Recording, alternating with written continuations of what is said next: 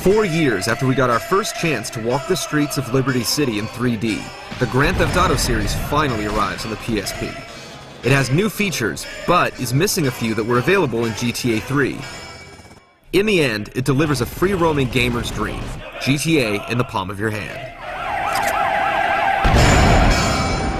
What more could a Family Guy ask for? To all the killers and the $100 billers, check it out now. Luckily, I can trust someone in my life. You, Tony. Liberty City Stories takes place in 1999, 2 years before the events in Grand Theft Auto 3.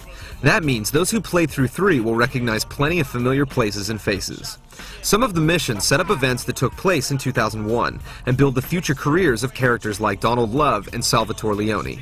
It's a weird feeling to start a new game in an old neighborhood. You play as another character from GTA 3, Tony Cipriani, a wise guy trying to support and survive the Leone crime family. As usual, you'll have to do a lot of dirty deeds to stay out of trouble.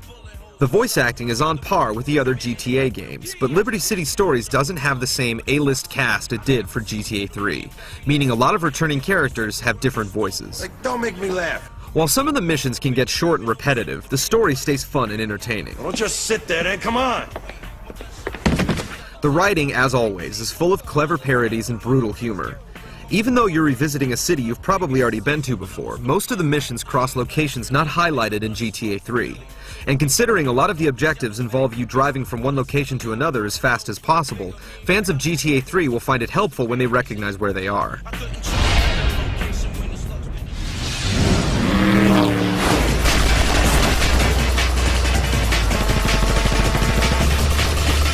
At first, Liberty City Stories feels like a handheld port of Grand Theft Auto 3.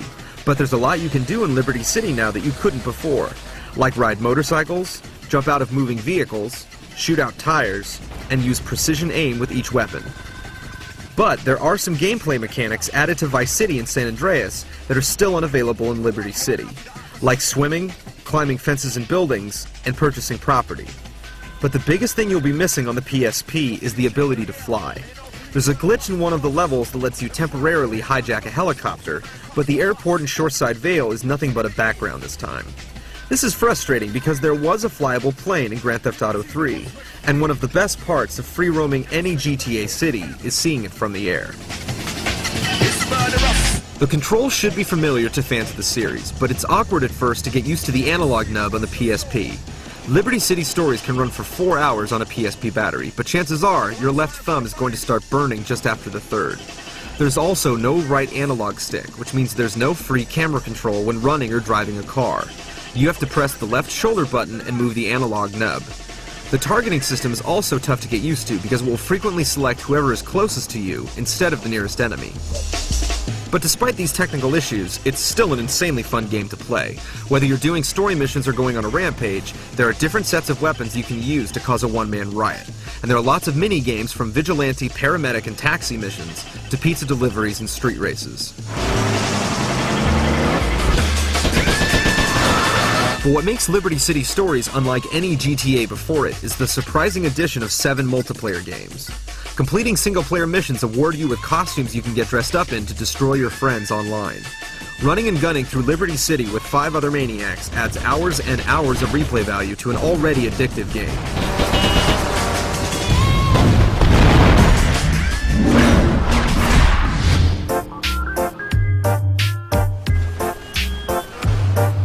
The entire map from Liberty City has returned, minus a few locations that are under construction.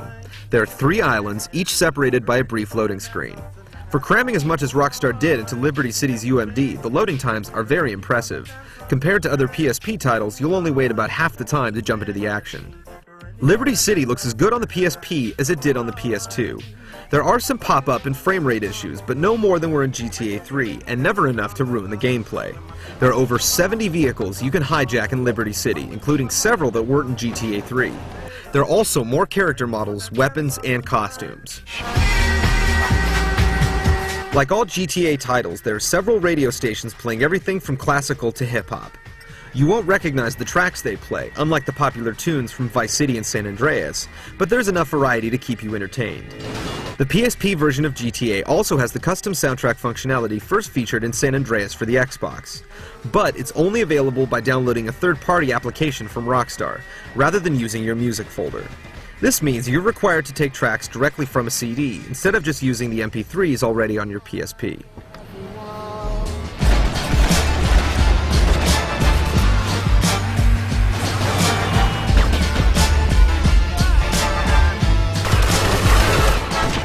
Grand Theft Auto Liberty City Stories is the best reason to own a PSP so far.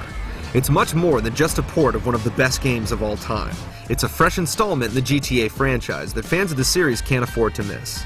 It can be difficult to get used to the modified controls, and it's missing some gameplay upgrades developed for Vice City and San Andreas.